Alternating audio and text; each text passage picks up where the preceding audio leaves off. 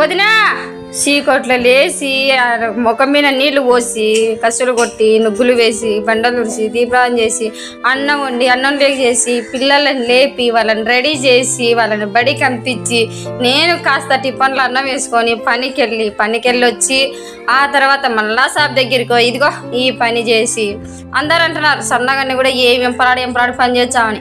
ఇంత కసిగా ఇంత ఎంపలాడి పని చేద్దన్నా కానీ డబ్బులు మిగలకుంటే ఎంత కోపం వచ్చేది. ఆలోచిందేమమ్మ మీద ఎంత కోపం వస్తుందంటే అంత కోపం వస్తుంది. ఎందుకు నీళ్ళ ఆలోచిందేమమ్మా అని చెప్పేసి చూడు ఆ అమ్మవారిని లచ్చిందేమమ్మగారిని అనుకున్నానో లేదో అన్న ఆటోలో నుంచి వచ్చి అడగకుండానే పూలన్నీ పెట్టిపోతున్నాడు.